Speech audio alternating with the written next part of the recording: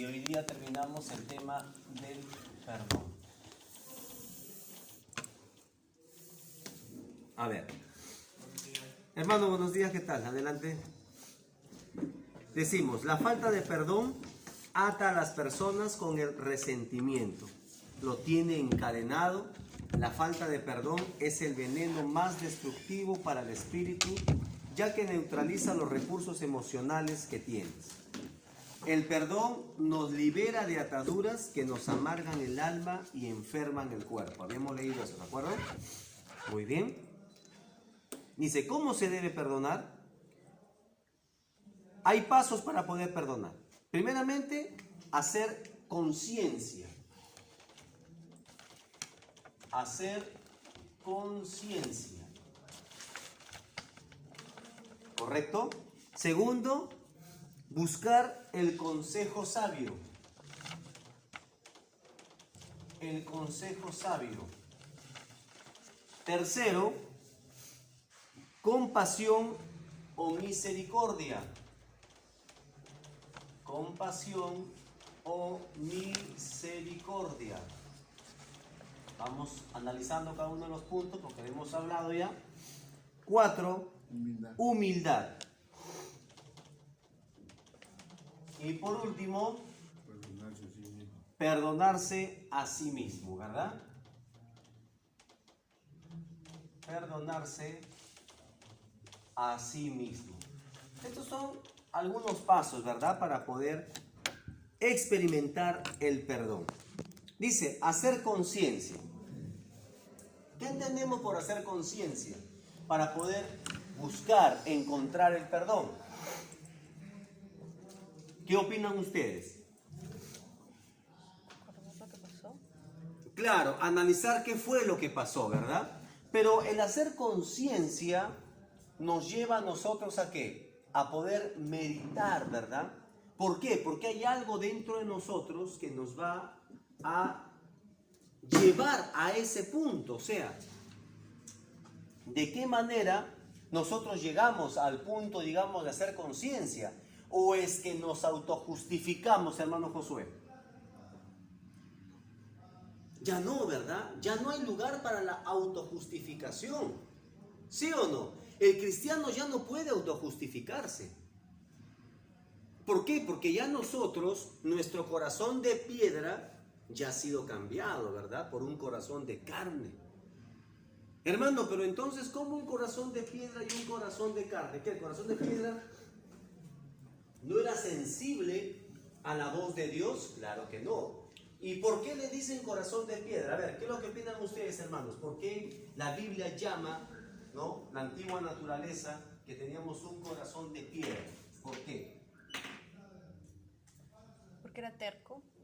Ya era terco, endurecido, ¿verdad? La piedra es dura, endurecido. Pero no era sensible.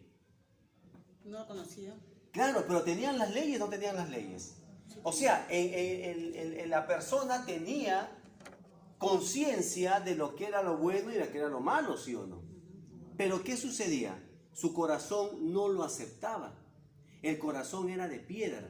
Entonces, ¿qué necesitábamos nosotros para poder cambiar ese corazón de piedra? Obviamente, que venga a morar, ¿verdad?, en nosotros el Espíritu de Dios y nos cambie el corazón de piedra a un corazón de carne, un corazón sensible. Entonces, un corazón que nos pueda a nosotros llegar a ¿qué cosa? A redarguir qué es lo que nosotros hemos hecho mal o qué es lo que ha fallado, ¿verdad?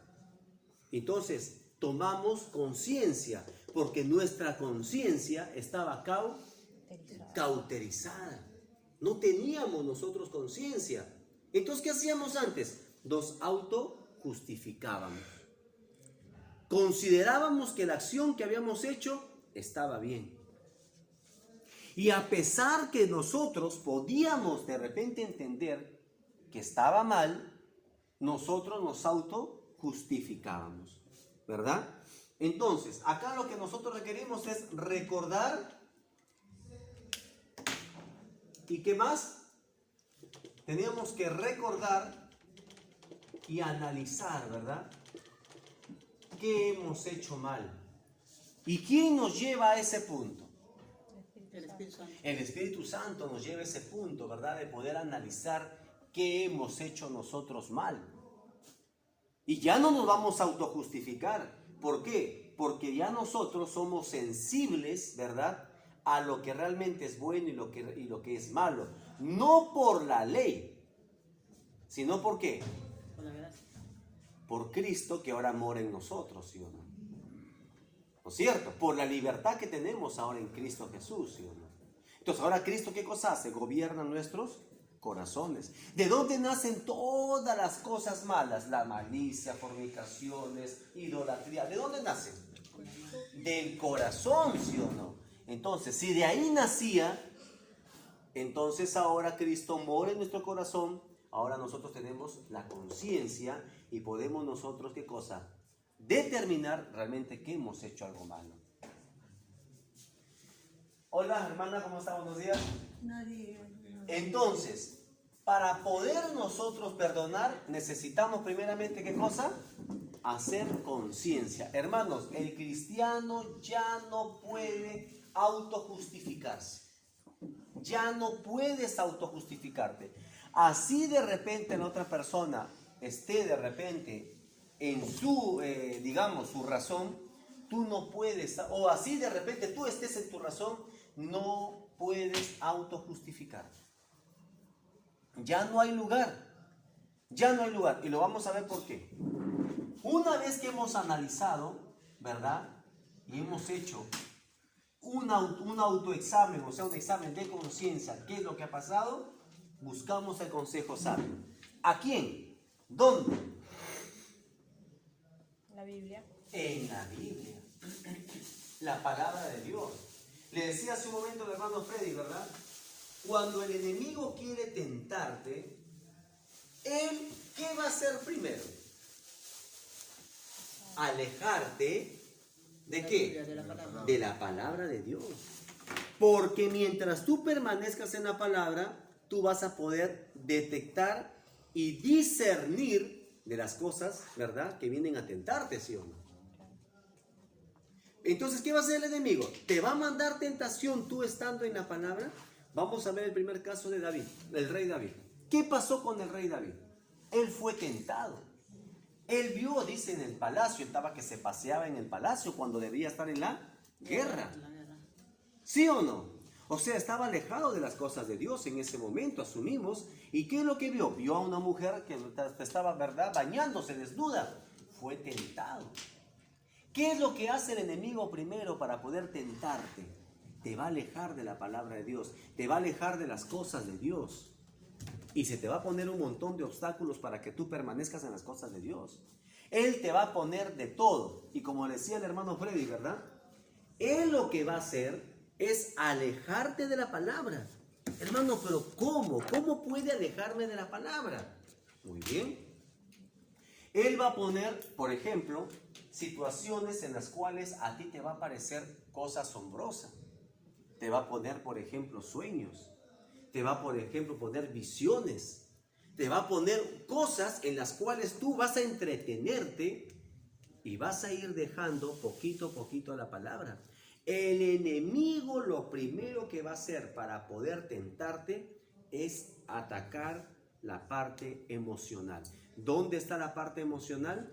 En la mente. La mente es el campo de batalla del enemigo. El enemigo lo que va a hacer es tocar tu parte emocional y que tú empieces a centrar tu atención en esas cosas emocionales y vas dejando poco a poco la palabra. Cuando él se cerciora que tú ya estás dejando poco a poco la palabra, ahí viene la tentación.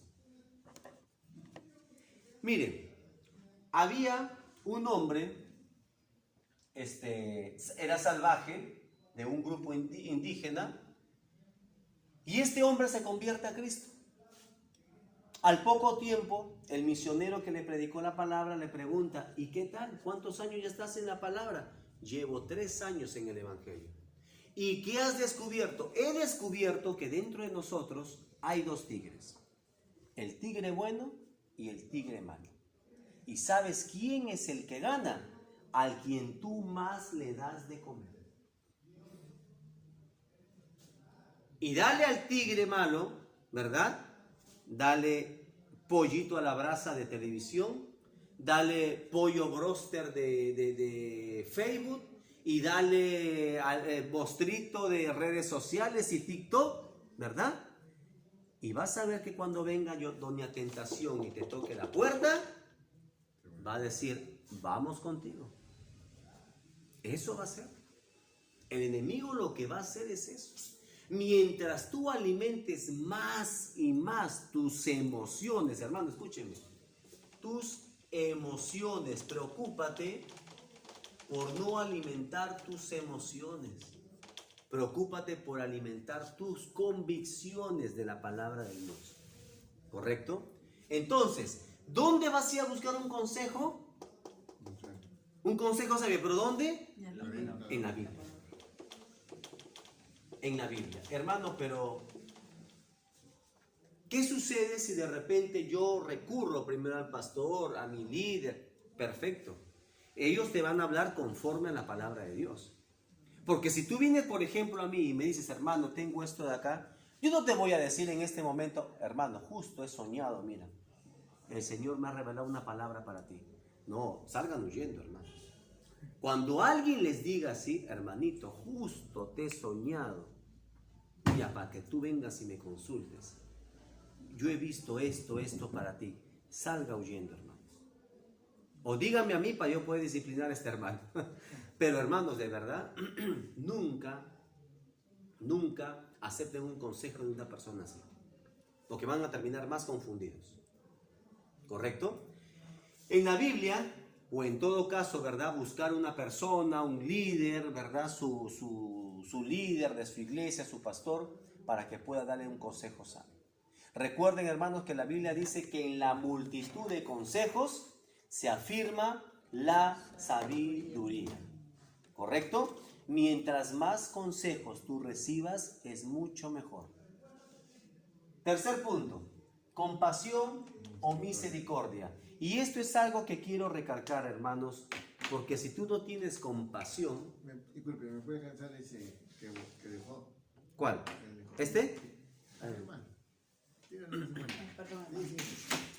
Si tú no tienes compasión, ¿correcto? O misericordia, muy poco vas a poder hacer para poder perdonar. Hermano, pero yo ya perdoné. Yo ya olvidé todas esas cosas. Claro, tú puedes haber perdonado, de repente ya no te afecta, pero recuerda algo, hermano. Cristo todavía no ha terminado con nosotros.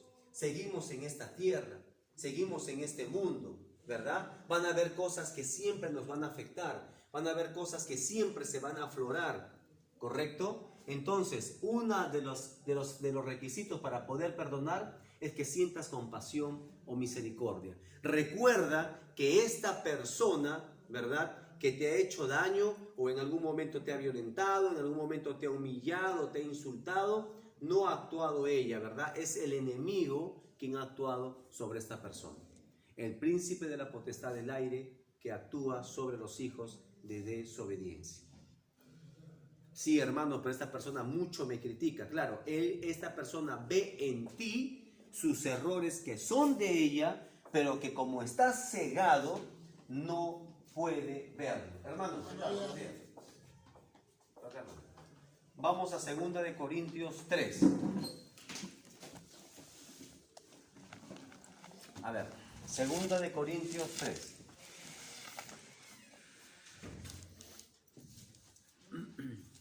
Tres, 4. A ver, léalo, hermana Julie. 2 de Corintios, no, perdón. 4:4. Ya. Hermano, buenos días. Corintios 4:4. 2 de Corintios 4:4. En los cuales el Dios de este siglo cegó el entendimiento de los incrédulos para que no les resplandezca la luz del Evangelio de la gloria de Cristo, el cual es la imagen de Dios. Ahí está. ¿Cuál es el Dios de este siglo? Satanás. El enemigo, Satanás. Él es el Dios de este siglo. El Dios de este siglo, dice, ha cegado el entendimiento de los incrédulos. Ahí está. Ellos no pueden comprender. Así tú le pongas la Biblia de enfrente, ellos no lo van a entender. ¿Correcto? Dice, cegó el entendimiento de los incrédulos para que no les resplandezca la luz del evangelio de la gloria de Cristo, el cual es la imagen de Dios. Hermanos, pero entonces, hermanos, ¿cómo hago? Si yo no puedo hablarles de Dios porque no me van a creer, ¿cómo hago? ¿Qué dice hermana Nelly? ¿Cómo haría usted para esta persona que es impía, es incrédula? Me pondré en oración y en ayuno. ¿Ya? ¿Qué más, hermano Josué? ¿Cómo haría usted? Porque con nuestra fuerza no podemos. Claro. Demostrando que nosotros somos diferentes, pues no el cambio que Claro, nosotros, con nuestro, ¿no? con nuestro accionar también, ¿sí o no? Hermano Freddy. Reunir a los hermanos para hacer oración en grupo. Ya, también. Hermana Jenny. Con nuestros testimonios. Ya, con nuestro testimonio. Pero miren, acá está por la respuesta. Con compasión, con misericordia. O sea, verlos a ellos desde esa perspectiva. Verlos a ellos de que realmente ellos son títeres. Ellos son dominados. Ellos son guiados, dice ahí, por el Dios de este siglo.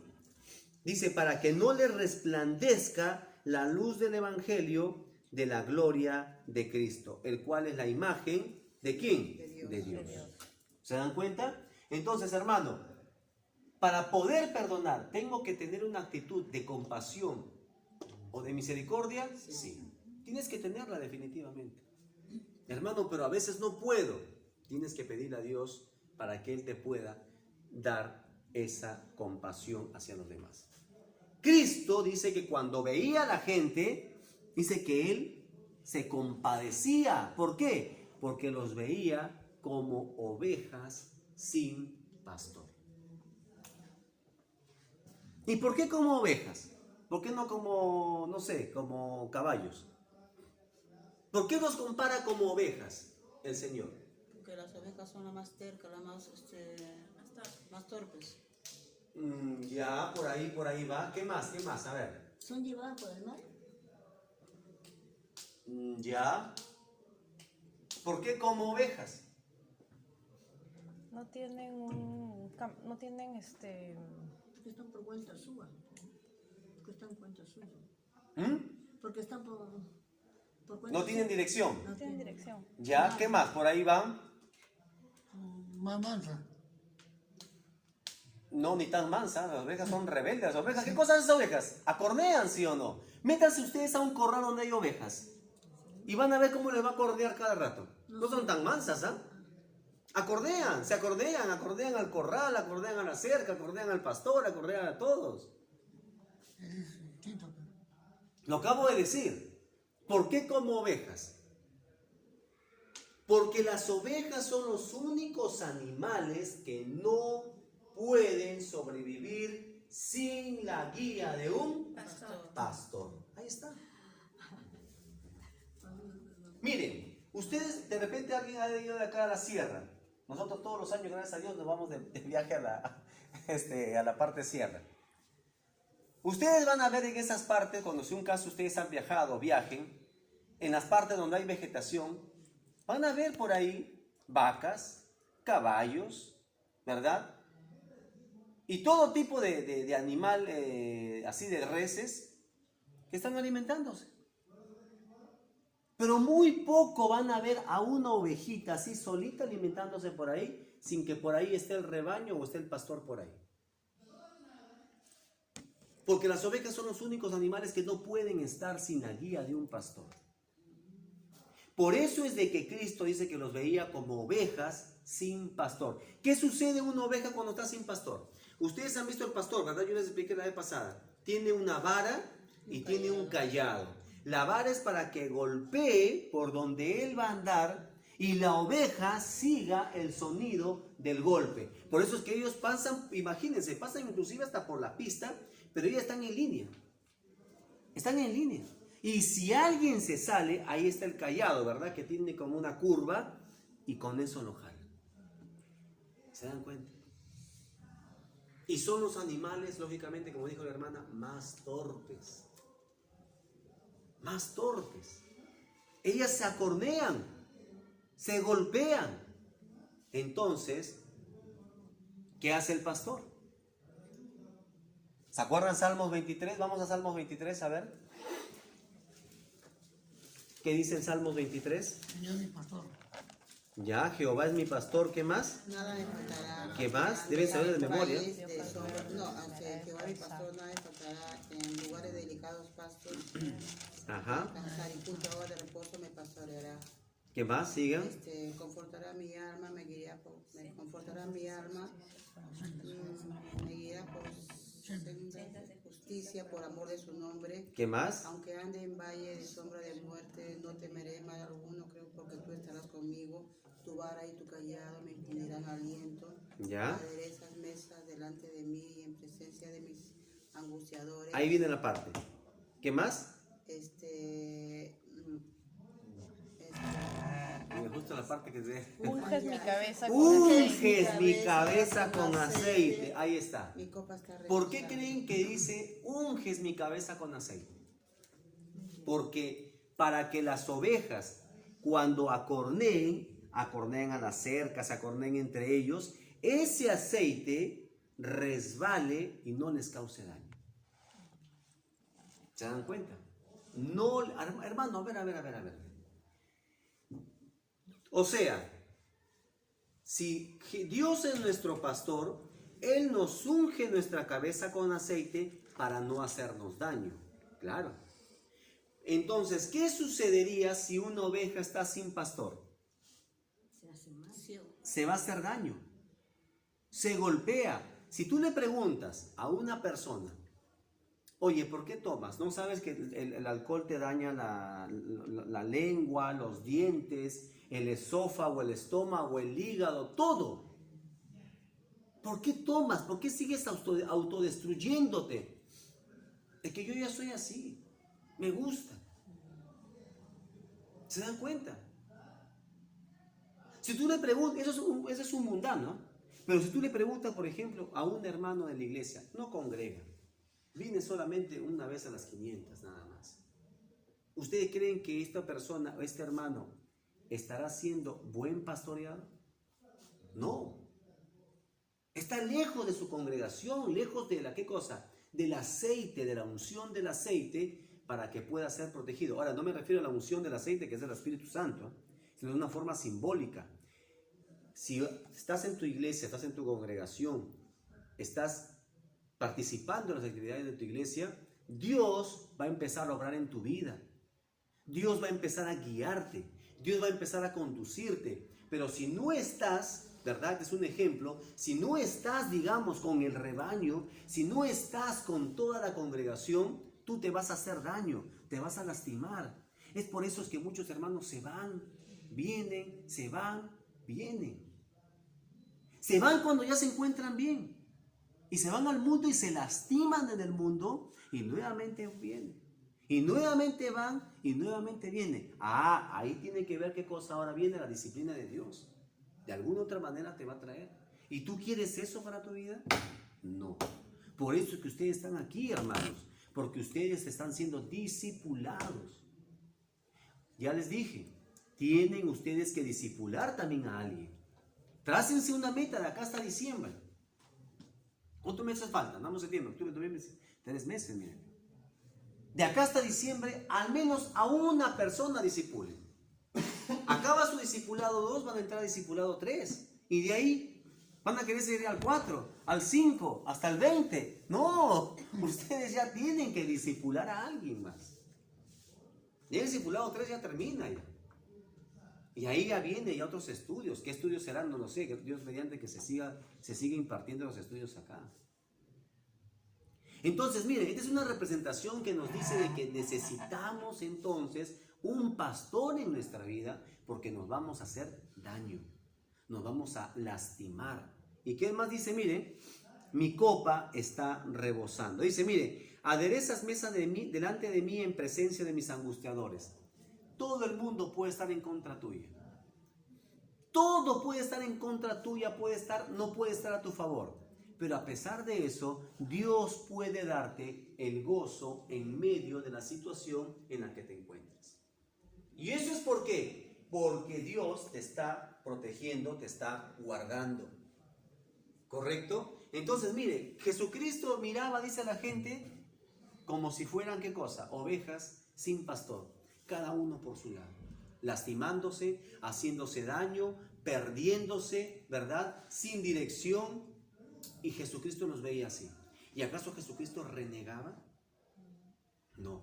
¿El que sentía? Compasión y misericordia. Hermano, ¿y será fácil llegar hasta este punto, hermana Jenny? ¿Qué es lo que opina usted? ¿A tener compasión o misericordia? ¿O es que a veces realmente explotamos a veces? Bueno, para mí es un poquito difícil.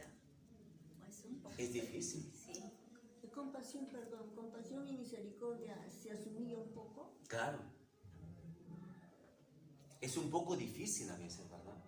Porque a veces alguien que de repente nos hace daño, de repente atenta contra nosotros, es un poco difícil decir, bueno, voy a tener compasión de ti. No, por dentro yo quiero, pues, decirle su vida, ¿no? Como dice, decirle, cantarle misa, como se dice, ¿no? Pero queremos, no, hay que poner en su lugar a esta persona. No, a veces tendemos a reaccionar así. Y eso es comprensible en parte porque tenemos esta vieja naturaleza todavía. O sea, tenemos la concupiscencia todavía, ¿verdad? La tendencia hacia lo malo, ¿sí o no? Entonces, ¿es fácil, hermana Roselvira? Yo creo que, bueno, yo le digo mi palabra, ¿no? Estando en la palabra, ya no es tan difícil cuando estaba en el mundo, ¿no? Claro. Cuando estaba en el mundo yo Porque ahora no tenía compasión. Ahora tenemos conciencia. Ahora nosotros podemos meditar de las cosas. Hermano, pero ¿qué sucede cuando a veces no respondemos de la forma que... A veces se nos va el impulso. ¿Qué sucede en ese momento? ¿Qué es lo que pasa? Ya dijimos, tenemos que hacer conciencia. No podemos autojustificarnos. Hermanos, la autojustificación rompe todo esto del perdón. Lo anula el perdón. Y siempre vamos a pasar nuestra vida luchando contra eso, porque nos estamos autojustificando. ¿Qué dijo Jesucristo? Si tú, ¿verdad? Le dice, ¿no? ¿Quieres venir en pos de mí? Niégate a ti mismo. ¿Cómo te puedes negar a ti mismo si te autojustificas? No hay forma de que te puedas negar a ti mismo si te sigues autojustificando. Entonces, hermanos, tenemos que ver con compasión o misericordia. Hermano, ¿y qué hago si de repente me es difícil a veces a mí? Ora, pídele a Dios. Señor, dame misericordia, ayúdame. A veces no puedo con este ímpetu. A veces no puedo con esta forma de querer responder. Al cristiano mismo le pasa esas cosas. A mí me pasa muchas veces. No podemos decir que no, porque Dios todavía no ha terminado con nosotros. Pero la diferencia del cristiano con el mundano es que nosotros sí tenemos conciencia de lo que hacemos. Y no nos autojustificamos. Y nos vamos al trono de la gracia, ¿verdad? A pedir perdón. Señor, perdóname, hice esto, obré así, Dios mío, no debía haberlo hecho, a pesar que de repente yo tenga la razón, Señor, pero yo entiendo de que ellos no se mueven, sino porque el príncipe de este mundo los ha cegado. Miren qué importante es decir eso. ¿Tú no crees que Dios... ¿Y se acuerdan de la oración del fariseo y del publicano? ¿Qué decía el fariseo? Yo diezmo, yo doy el eneldo, yo esto, yo el otro, Señor, y no soy como este publicano. ¿Y qué decía el publicano? Pecador soy, Señor. Sé propicio a mí. Ah, hermano, esa palabrita propicio me suena. ¿Qué significa? Viene de propiciación. Ya, ¿y qué significa propiciación? Ahora van a decir viene de propiciatorio. Claro, viene de propiciatorio, pero ¿qué significa? ¿Por qué el publicano dice sé propicio a mí? Es un sacrificio. ¿Quién es nuestra propiciación? Cristo. ¿Por qué Cristo es nuestra propiciación? Porque murió por nosotros. ¿Por qué murió por nosotros? ¿Para? Pecados. Por- Para liberar nuestros pecados. Para obtener la Salvación. O sea, el ser humano, por sus obras, es imposible salvarse. El ser humano, por sus obras, era imposible que Dios lo perdone. Tenía que haber Otra persona. una persona, ¿verdad? Una ofrenda. ¿Qué hacían las personas cuando iban y dejaban sus carneritos y sus borreguitos? Era una ofrenda que Era una ofrenda. ¿Sí o no? ¿Para qué? Para obtener la... salvación. ¿Cómo que la salvación? No. Era una ofrenda para sus pecados. Para obtener la expiación de los pecados. ¿Sí o no? O sea, el ser humano en aquel entonces tenía que dejar su ofrenda. Pero era expiación. O sea, cubría nada más. Mas no lo borraba. ¿Sí o no? Yo puedo estar ahorita, por ejemplo, abajo un vivirí, y vivirí puede estar roto, puede estar manchado de lejía y todas esas cosas, y no lo ven. ¿Sí o no?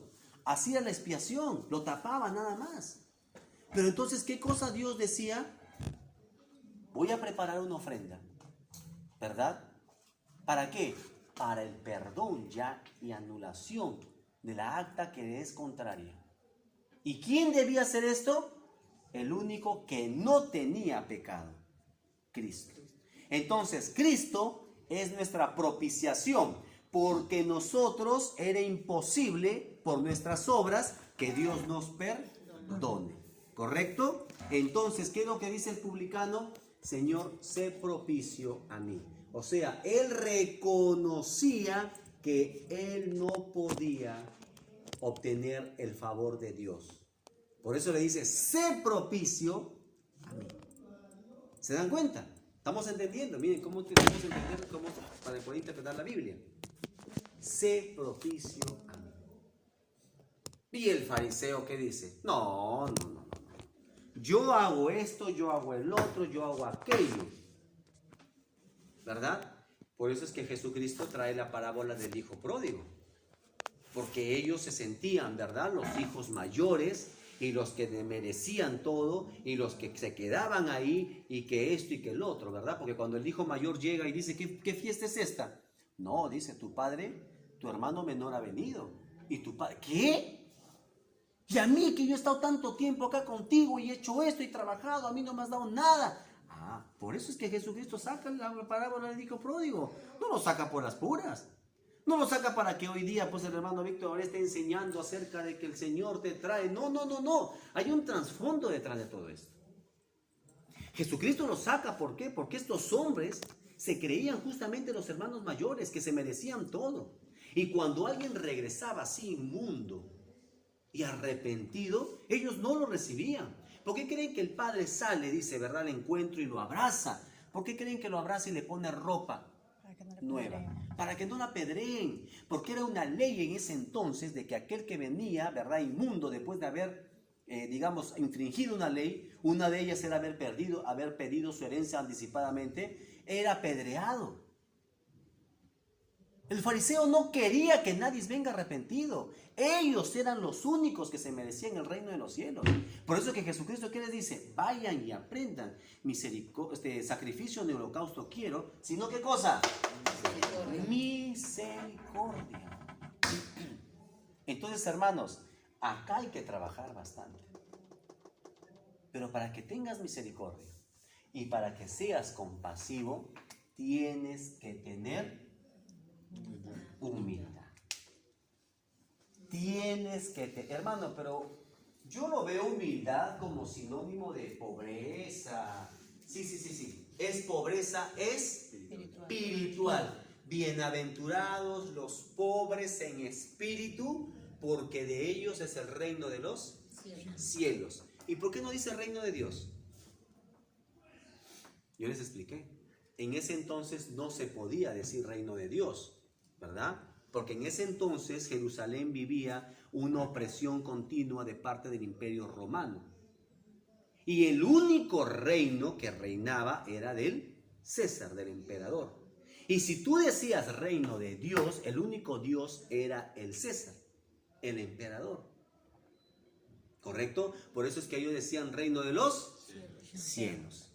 Tú decías reino de Dios, al toque te llevaban y te lanzaban ahí con los perritos. ¿Se dan cuenta? Por eso es que no puede decirse reino de Dios, sino reino de los cielos. Esto, hermanos. Hermano, entonces la humildad viene acompañado de la pobreza espiritual, sí, porque dice bienaventurados los pobres en espíritu, no dice los pobres de espíritu, porque si dijera los pobres de espíritu, me estaría hablando de una persona pusilánime, parca, una persona temerosa, una persona opacada, ¿verdad? Una persona que lo que nosotros llamamos ahora que no tiene autoestima, para que podamos entenderlo mejor, ¿correcto? O sea, se referiría a qué cosa, a sus emociones, ¿verdad? Pero en este caso nos dice bienaventurados los pobres en espíritu. ¿Qué quiere decir? Aquellas personas que han reconocido que necesitan de Dios. ¿Quiénes son aquellos que han reconocido que necesitan de Dios? Los pobres en espíritu. Hermano, un ejemplo en la Biblia, a ver, muéstrame con la Biblia, porque algunos quieren Biblia. Porque algunos dicen, a ver, por poco y me convences, hermano. Muéstrame la Biblia, ¿no? A ver, un ejemplo en la Biblia de un pobre en espíritu. Se siente deprimido, preso. No, el pobre que en espíritu quiere decir aquel que ha reconocido que necesita de Dios. Porque si diríamos pobres de espíritu, ahí sí vendría el deprimido, opacado, todas esas cosas. No, es en espíritu. El día viernes han celebrado acá en todos los colegios, creo, el nacimiento, dice, bueno, no sé en qué parte de la Biblia dice que el nacimiento de María. No, creo que no sabe, ¿no? Bueno, el colegio de mi hija han celebrado el nacimiento de María. Es que ellos son, creo, de la congregación de María, algo así. María, la madre de Jesús. ¿Qué es lo que dijo ella? Bienaventurada porque el Señor ha visto la bajeza de su sierva. Ella reconocía, ¿verdad?, que realmente no se merecía tal, ¿cómo se llama? Tal cosa que Dios había hecho con ella, ¿verdad? De usarla para poder traer, ¿qué cosa? Al Mesías al mundo. ¿Verdad? A ver, vamos a ubicarlo en la Biblia. A ver, algunos que no me creen. No, el hermano dice, así como, ¿quién dijo eso? Creo que fue un gobernador romano.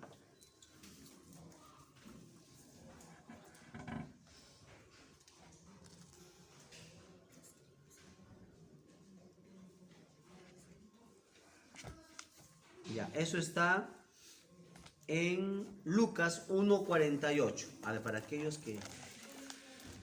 Agripa, ¿no? El rey Agripa. Cuando Pablo le predicó, por poquito y me convence, le dijo. Algunos hermanos están así también. Hermano, a ver, dígame el texto porque por poquito me convence. Lucas 1:48. A ver, léalo, hermana Roselvira. 1:48, ¿no? La palabra del Señor dice así: porque ha mirado la bajeza de su sierva, pues he aquí, desde ahora me dirán bienaventurada todas las generaciones. Ahí está. ¿Sí o no? ¿Se convencieron o no? Entonces, otro ejemplo de pobre en espíritu, o sea, que reconoce que realmente necesita de Dios, el fariseo y publicano, ¿verdad? Un ejemplo también de la... ¿Qué más? ¿Otro? Pedro, ya, claro. Pedro también. ¿En qué caso? Cuando Él se lo negó. arrepiente Cuando lo negó. y se arrepiente. Y se arrepiente. Claro, cuando Cristo viene y lo restaura, ¿verdad? Le pregunta 3 veces, ¿no? Y le dice, Pedro, ¿me amas? Sí, Señor, te amo. Y a medida que Jesucristo iba avanzando, ¿verdad? En esas preguntas, Pedro realmente reconoce, ¿verdad?, lo cuán ruin y cuán malvado puede ser el ser humano. O sea, reconoce su miseria espiritual, que sin Cristo no es nada. Hermano, hermana que me escuchas en esta mañana, sin Cristo no somos nada. Cristo dijo perfectamente que es quien pone las manos sobre el arado, ya no puede mirar atrás. Ya no puedes, ni debes, ni tampoco vas a poder. ¿Te das cuenta?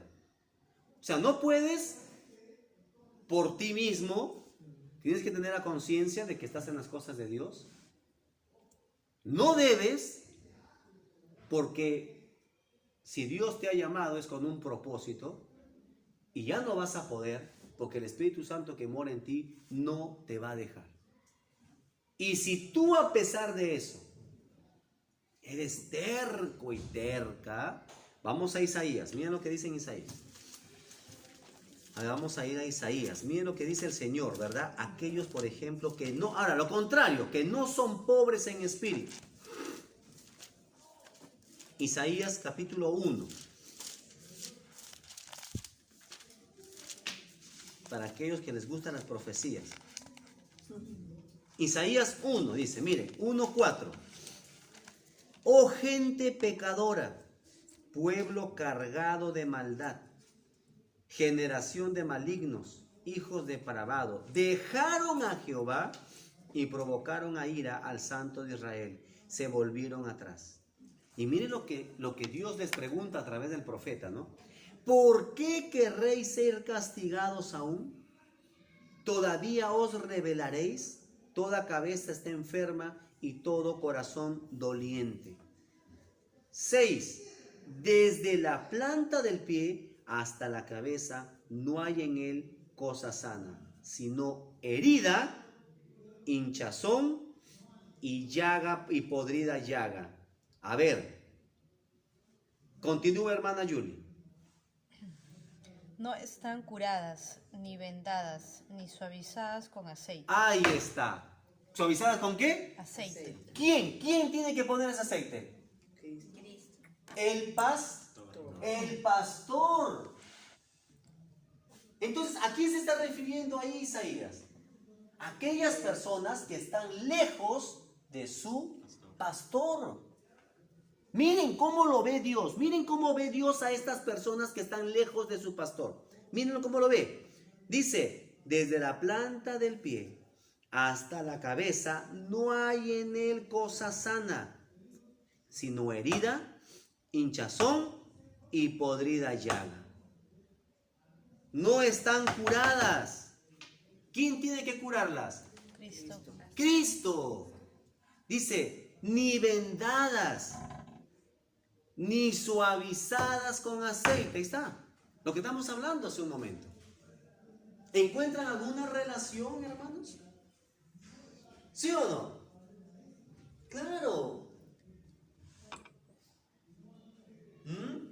Entonces, cuando el cristiano, ojo, cuando el cristiano cree que puede alejarse de Dios o que puede estar sin su pastor, ¿verdad? Pastor en todo sentido, estamos hablando, no del pastor acá de la iglesia.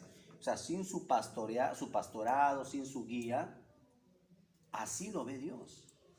Enfermo, con podrida llaga. Desde, no, hermano, me alejé un mes nomás. Tengo una llaga acá nomás en la piernita. No, mira lo que dice, desde la planta del pie hasta la cabeza no hay en él cosa sana, sino herida. Y así te ve Dios cuando tú dices, no, yo no necesito de Dios. Y te apartas. Y te vas. ¿A quién se parece eso? ¿Se acuerdan de Apocalipsis? El ángel que dice, ¿verdad? De todo me he enriquecido y no tengo necesidad de cosa alguna, ¿verdad? ¿Y qué dice Dios?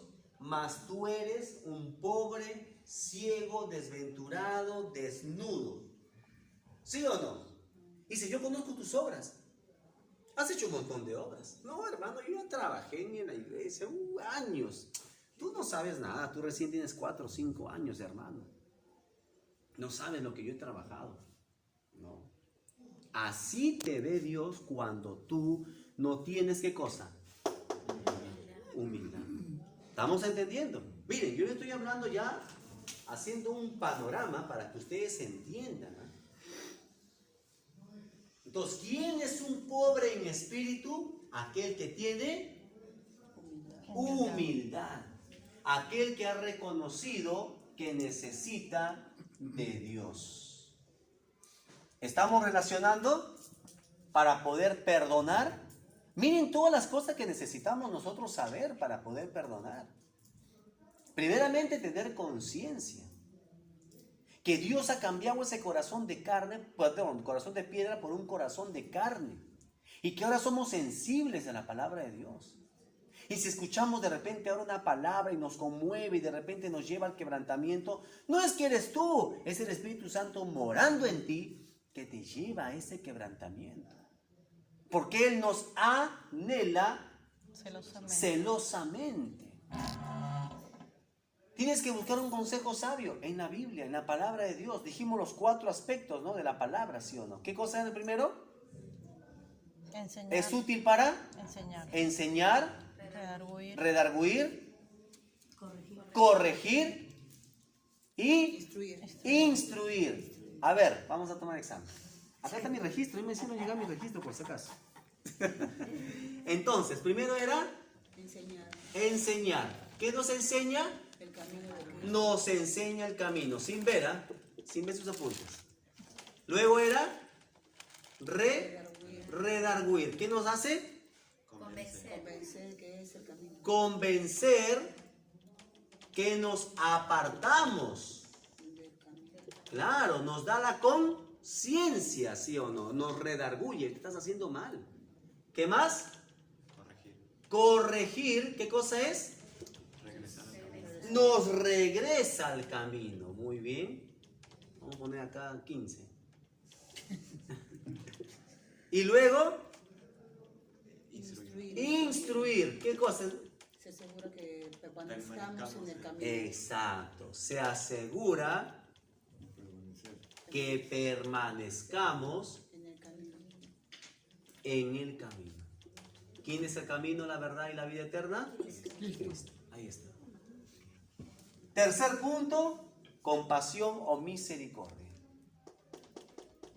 Pero para obtener compasión o misericordia tenemos que tener humildad. Hermano, y compasión y misericordia entonces es que tú veas como Cristo nos ve a nosotros. Con compasión. Pero para que llegues a esto, tienes que tener humildad. Entonces, esto debería haber sido acá, ¿no? No, pero por algo se puso aquí. Y algún día lo sabremos. Humildad. Si no tienes humildad, si no reconoces que eres un pobre en espíritu, ¿verdad?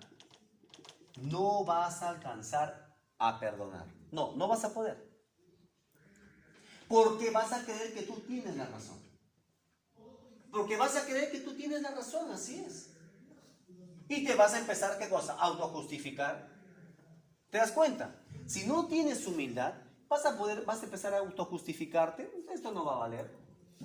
Vas a buscar no consejos de la Biblia, y si los buscas va a ser a tu conveniencia, o sea, vas a querer escuchar lo que quieres oír nada más.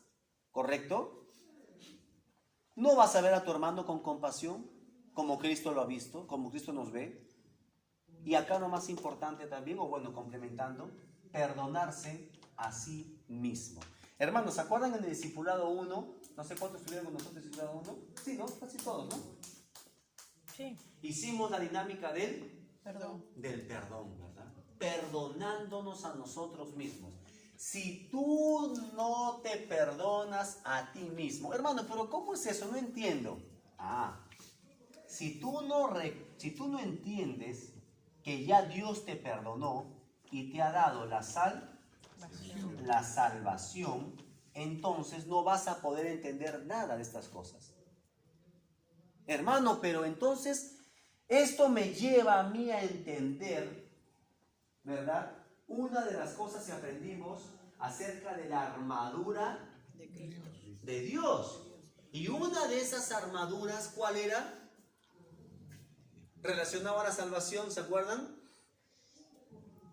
El yelmo. El yelmo de la... ¿Y qué es el yelmo? No. ¿Qué era el yelmo? ¿Dónde se colocaba el yelmo? La cabeza. En la cabeza, como el casco, ¿verdad? Ah, entonces, hermano, ¿eso tiene que ver con mis pensamientos? ¿Eso tiene que ver con mis emociones? Sí. Si tú no entiendes realmente lo que es la salvación para tu vida, que es un paquete completo, tú no vas a poder perdonarte a ti mismo. Y si no te perdonas a ti mismo, pues no vas a poder perdonar a nadie. ¿Se acuerdan que les comenté acerca de una hermanita que les había visitado hace un tiempo atrás? Y esta hermana nos llamó para poder visitarla porque tenía problemas con su esposo, sus hijos. Sus hijos habían regresado, dice, al vicio de las drogas y su esposo estaba enfermo, varias cosas. Entonces ella asumía que eso era consecuencia de sus malos actos. Entonces le digo, hermana, ¿usted cuántos años tiene en la palabra? Uy, hermano, tengo más de 20 años. Pero él no entiende que ya Dios le perdonó. Sí, pero hermano, pero de todas maneras uno tiene que recoger lo que ha sembrado. Claro, pero Dios ya te perdonó. Tienes que entender que ya eres salva. Y esos pensamientos, hermanos, le atormentaban a ella. Pero qué cosa tan importante. Porque al final que hicimos la oración, ella se acercó a su nuera y le dijo llorando, hijita, perdóname. Perdóname por lo que te he podido decir o hacer. Perdóname, pues le decía. Y la señora, la nuera lo miraba así, como dice, ¿no? Con un poco de desconfianza. Ya, señora, le dijo, no se preocupe, ya pasó. No, pero hacía, pero perdóname, pues, hijita. Perdóname. Sí, señora, yo le perdono. Y luego se acercó a su nieta, adolescente, ya como 15 años. Hijita, tú también perdóname porque les he tratado mal. He hablado mal de tu mamá, de ustedes. Miren, hermanos. O sea, el tema no era acá realmente el problema de sus hijos y de su esposo. El problema era una falta de perdón. Y la falta de perdón le hacía a ella traer recuerdos del pasado. Y hacía que sus errores del pasado volvieran. Mire hasta qué extremo. Tenía 20 años en la palabra. Imagínense, hermanos. Imagínense una persona que tiene 20 años y yo que tengo 7. Imagínense qué me puede pasar. ¿Me da psicosis? ¿No? ¿Sí o no? Entonces, miren, imagínense, hermanos, cuando no entendemos realmente lo que es la salvación. Pero gracias a Dios que nosotros ya lo entendimos, ¿verdad? Hemos estudiado bastante lo que es el tema de la salvación. ¿Correcto? Muy bien. Nos quedan unos 10 minutos más. Y vamos a ver un tema importante que les di esta semana para poder estudiar. A ver, ¿cuántos han estudiado? ¿Cuántos han repasado?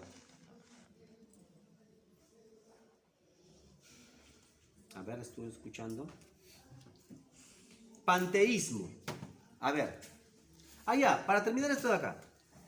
Dice, lo más importante de todo, permitir que Jesús actúe en mi vida con completa libertad y que sea Él que guíe la barca de mi vida. Para poder perdonar tenemos que entender que la voluntad de Dios para nuestra vida es que tengamos un corazón perdonador, que echemos fuera todo resentimiento o rencor que se quiera anidar en nuestra vida y permitir que Jesús sea quien guíe por completo nuestra vida. Jesús quiere que perdones así como Él te perdonó a ti. Claro, eso de echar fuera es... No lo tomen de manera literal, porque no van ahora a llegar a su casa y van a hacer guerras, pues echamos fuera todo espíritu que no perdona, no.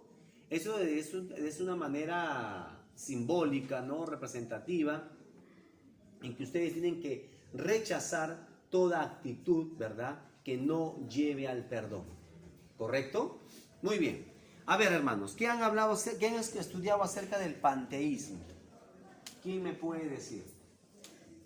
Es una doctrina que identifica a Dios con el universo o considera el universo como una manifestación de Dios.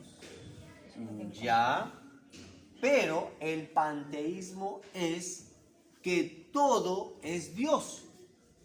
El universo es Dios. Los árboles son Dios. Los animales son dioses. ¿Correcto? ¿Y quiénes han adoptado esa doctrina del panteísmo? Es indiano, ¿no? Los budistas. Los gurús, Los budistas, los budistas, ¿verdad? Ellos han adoptado, los taoístas. claro, ellos han adoptado la doctrina del panteísmo. Todo es Dios. Todo lo que se pueda mover o lo inamovible puede llegar a ser Dios. Entonces ellos, ¿verdad? Se conectan, dice, con la naturaleza porque hay un mundo, ¿verdad? Invisible, y ese mundo invisible está lleno de dioses. Y hay un tercer ojo, dice, ¿verdad? Que nosotros tenemos acá, dice, pero está por dentro. Y que ese tercer ojo tiene la propiedad de poder ver esa parte espiritual que nosotros no podemos ver con nuestros dos ojos normales. ¿Se dan cuenta? Entonces ellos relacionan todo eso. Y esta mesa es Dios, y este celular, bueno, para algunos es Dios. No pueden vivir sin el celular, ¿no? Y ellos relacionan de esa manera. El panteísmo, ¿verdad? Tiene sus orígenes en los estoicos, ¿correcto? Por ejemplo, Zenón es uno, ¿verdad?, de los fundadores de esta filosofía, el panteísmo. Ahora, hermano, ¿y eso en qué puede afectar, ¿verdad?, a nosotros? Hermanos, hay personas que practican este tipo de doctrinas, este tipo de filosofías, ¿ya? Por ejemplo, aquellos que se dedican a hacer yoga, por ejemplo, ¿no? Ellos practican todas estas cosas. Ellos son muy supersticiosos, demasiado, por decirlo así, ¿correcto? Y nos vamos a chocar con personas así, en donde ellos van a decir, no, pero, o sea, tú eres quien haces tu destino, ¿correcto? Y que... Una pregunta, ¿el misticismo es una forma de panteísmo? Claro, el misticismo abarca todo. O sea, lo místico es lo desconocido, ¿correcto? Lo intangible, o sea, aquello que no se puede ver ni tocar. Eso es lo místico, ¿no? Eso abarca todo. Entonces, estas personas, cuando nosotros de repente en algún momento le prediquemos a estas personas, ¿verdad?, vamos encontrando que estas personas van a tener una filosofía en donde ellos son el centro. Y de ahí viene lo que es el humanismo. Ellos son el centro y la fuerza está en ellos y el poder está en ellos, ¿verdad? Y ellos hacen su destino y las fuerzas, dice, cósmicas actúan, ¿verdad?, para que puedan llevarte por el camino correcto, dicen ellos. Es por eso que usan, pues, hace unos días estuve por el centro de Lima y veía en estos puestos del barrio chino, no sé quién ha ido por allá, en el barrio chino hay unos casetas en donde hacen una especie de ritual a la persona y le tocan unas campanas y dicen que ahí trabajan todos los astros, coinciden en ese momento para darle pues prosperidad y unas cosas que me contaba mi hijo. Y dicen, ¿no? Por ejemplo, salud para Yulisa y prosperidad para yo, o sea, y así, o sea, y complementan, imagínense, hermanos, y la gente paga. Yo estaba ahí con mi hijo un rato porque fuimos a comprar unas cosas y veía, y de verdad, son 3 puestos, no te cobran por el ritual, te cobran por las cosas que tú compras ahí.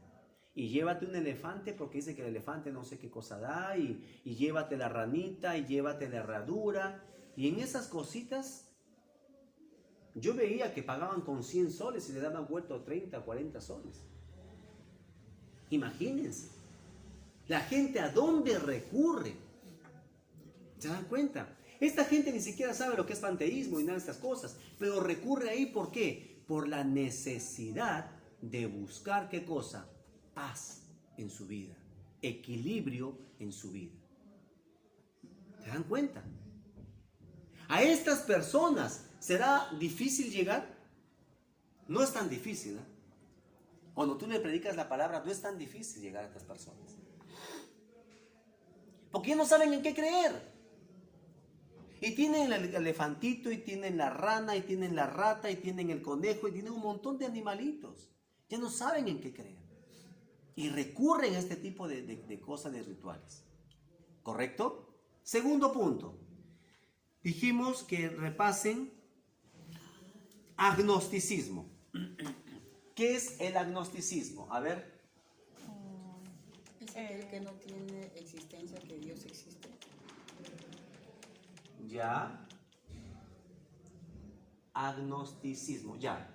Viene de agnos. ¿Qué significa agnos?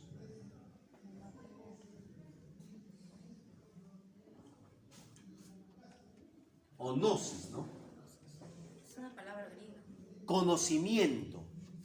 El agnóstico no acepta una verdad si no es que pueda ser probado o entendido por la razón. ¿Correcto? ¿Me dejo entender? Por ejemplo, si yo les digo 2 más 2 es 4, claro, ellos pueden creer porque se puede probar a través de la razón que 2 más 2 es 4. ¿Me dejo entender? Por ejemplo, hermana Jenny, si usted me dice, hermano, ¿cómo yo sé que el agua hierve a los 100 grados? Muy bien, yo agarro un poco de agua, lo someto al calor, le pongo un termómetro y a los 100 grados veo que está saliendo las burbujas. ¿Le estoy demostrando o no que el agua hierve a los 100 grados? O sea, ellos dicen de que hay cosas que no se pueden creer porque no pueden ser demostradas por el conocimiento y la razón. Entonces, ellos no creen en Dios porque dice de que no existe conocimiento alguno que pueda demostrarles la existencia de Dios. ¿Me dejo entender? ¿Hasta ahí una pregunta? ¿Están entendiendo?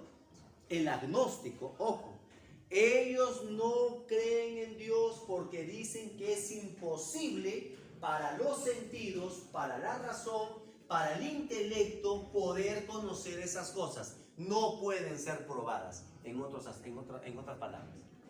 No pueden ser probadas a través del conocimiento. ¿Correcto? ¿Estamos completos hasta ahí? ¿Alguna duda, alguna consulta? Entonces, ¿será difícil predicarles a ellos? Dígame, hermano Teodosio. Este martes fui a mi cita ¿Ya? y el doctor dice que necesito otra operación ¿Ya? para que no quede ciego. O sea, ¿Ya? me van a operar de glaucoma. Ah, ya, lo van a operar ya. Sí. ¿Ya está programándose ya? Sí, ya me está haciendo mis análisis. Ah, Más ya. pronto. Qué bueno, hermano. Que están orando siempre, hermanos, unos por otros, ¿ya? Hermano, cuando me operen, yo quisiera que me vayan a resultar. Claro, sí, hermano, no se preocupe. En cuerpo y espíritu vamos a estar ahí. Claro. Somos un solo espíritu. Así es. Somos un solo espíritu. Entonces, de repente, hay un hermano que de repente está, póngale, en España y está orando y estamos unidos en un solo espíritu. Así es, hermano. No se preocupe, hermano. De repente Cristo viene antes y nos lleva. No sabemos, ¿no? No se preocupe, hermano. Vamos a estar orando. Entonces, hermanos, díganme. Perdón, si no vengo este domingo, así, es porque me han operado, ¿no? O sea, Ya, me van vamos a operar estar, lo vamos a más estar al pronto. tanto, pues. Vamos a estar al tanto.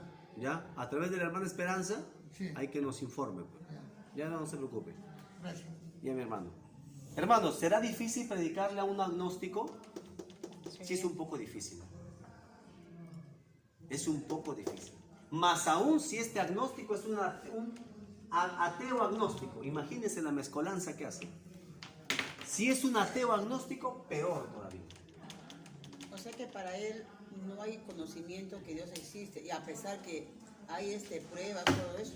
No, él no cree en Dios porque no se puede probar a través del conocimiento, por eso gnosis es conocimiento, no se puede probar a través del conocimiento y la razón la existencia de Dios. ¿Me dejo entender? O sea, para ellos la Biblia no tiene sentido. No. Y si es un ateo agnóstico, peor todavía. Porque, algo ojo, similar. el agnóstico es en general, ¿ah? Hay cosas que él no acepta porque dice que es imposible entenderlo por los sentidos o por el conocimiento. Es imposible llegar a entender esta cosa a través del conocimiento. Es imposible. ¿Correcto? Entonces, si es un ateo agnóstico, peor todavía. Y ahora, ¿hasta ahí estamos bien? ¿Alguna duda? ¿Y el escepticismo?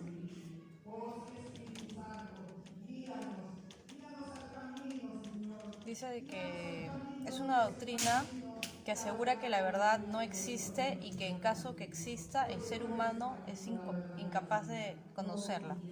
Claro.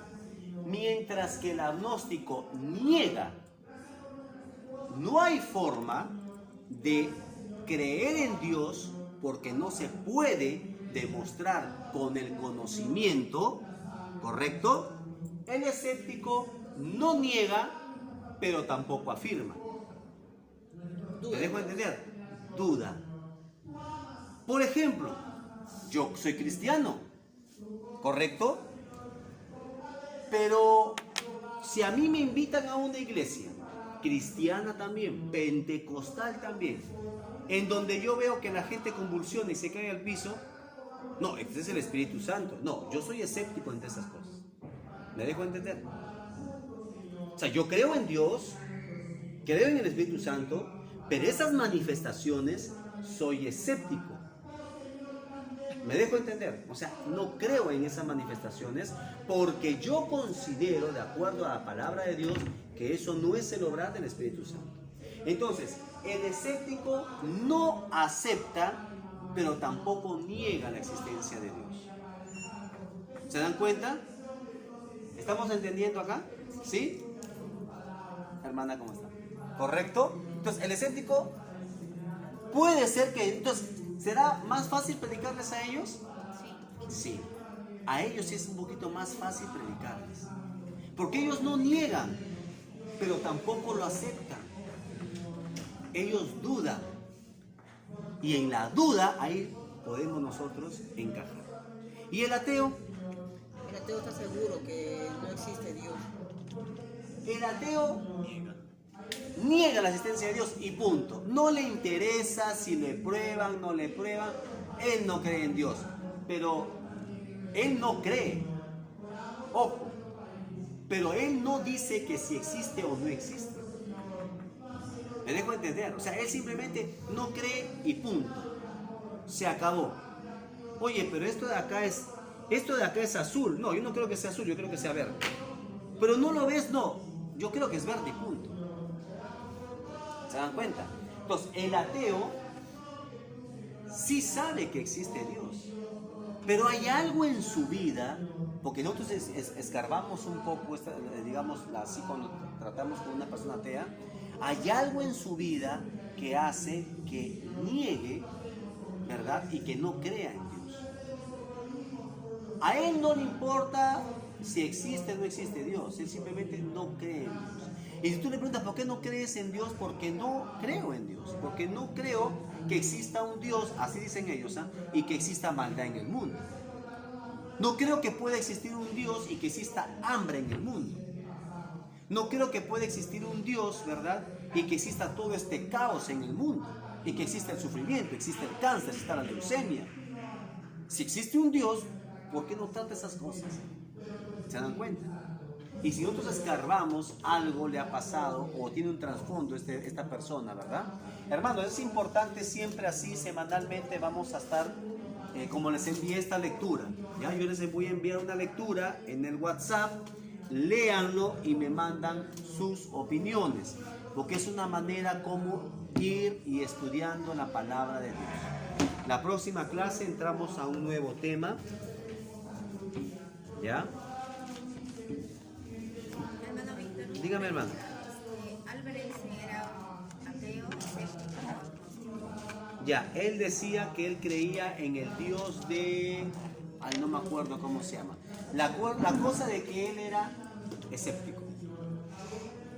O sea, él dudaba. Pero él sí sabía que existía un creador detrás de todas las cosas. Pero no sabía si era Dios o quién era. Pero sí reconocía la existencia de un ser que traspasaba todo sentido, ¿verdad? Y que tenía que haber un creador.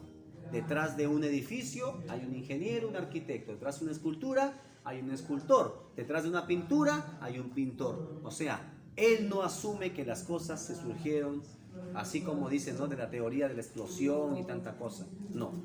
Él sí reconoce que hay un ser superior, ¿verdad? Pero él no dice si es el Dios de la Biblia u otro Dios. Entonces él era escéptico. El que también era por su propia postura filosófica. No, o sea, él era un científico, un hombre de ciencia.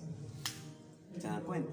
Así es. Entonces, para la presión de ese entonces, la presión del mundo y la presión política que existía, el tú decir que eres cristiano en ese entonces tenía mucha implicancia, porque recordemos que Albert Einstein también descubrió lo que era la bomba atómica, ¿sí o no? Entonces había una presión ahí por parte, presión política, presión económica y tanta cosa. ¿Se dan cuenta? Entonces yo asumo que Albert Einstein era escéptico. Por lo mismo que él dice, revisen su biografía, porque él dice que él creía en el Dios, no me acuerdo cómo se llama este personaje, pero él sí reconocía que existía un Dios, que hay alguien que ha creado todas estas cosas. Muy bien, hermanos, la próxima clase, hermanos, vamos a entrar en un nuevo tema. Apúntenlo, por favor.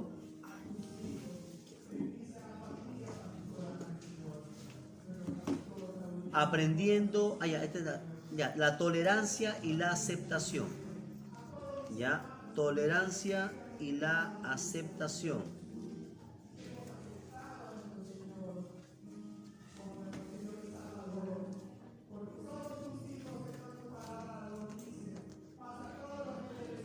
Tolerancia y aceptación.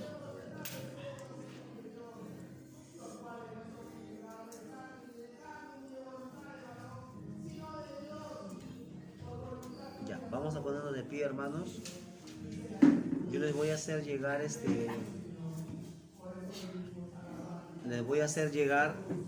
en esta semana también otro texto para que lo vayan leyendo.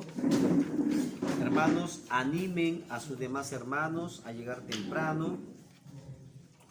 Animen cuando los vean, se comuniquen a través de repente del chat, a llegar temprano, a venir a las clases. Vamos a seguir orando. Vamos a estar orando, hermano Teodosio, ¿ya? Por su operación. El Señor se va a seguir glorificando en su vida. Y hermanos, Padre, te damos las gracias, Señor amado, por este día, Padre, por este tiempo maravilloso, Señor. Padre, tú conoces nuestras necesidades, nuestras luchas, Señor amado. Tú conoces, Señor, nuestras dolencias, Padre. Amado Dios, te damos las gracias, Señor, por este día. Te damos las gracias, Padre, por sustentarnos, por sostenernos cada día. Gracias, Dios mío, por la vida de mis hermanos. Gracias por sus familias, por sus trabajos. Gracias, Señor, por todo lo que pones, Señor amado, en nuestro camino, Padre. Y todo es para tu gloria, Señor. Gracias, Dios mío. Guíalos, fortalécelos, Padre Santo. Te lo pedimos en el nombre de Jesús. Padre, te pedimos por la vida y la salud de nuestro hermano Teodosio, Señor. Amado Dios, tú conoces su situación, Padre. Glorifícate, Señor, en su vida. Glorifícate, Padre, en su salud, Señor. Conforme, Dios mío, a tu buena voluntad, Padre Santo. Guíalo, fortalécelo, Señor amado. Amado Dios, trae paz a su alma, Señor, a su corazón, Padre. Amado Padre Celestial, ponemos su vida y su salud, Padre Santo, en tus manos. Padre, gracias. Y el próximo domingo, Padre, si es tu voluntad, aquí estaremos nuevamente, Señor. Anímanos, Señor mío. Aliéntanos cada día, Padre, a buscar cada vez más de ti, Señor. Ayúdanos, Dios mío, a nunca, Señor, apartarnos de ti. Padre, te glorificamos. En el nombre del Padre, del Hijo y del Espíritu Santo. Gloria a Dios, gloria a Dios, gloria a Dios. Muy bien, hermanos, estamos despedidos. Ya saben.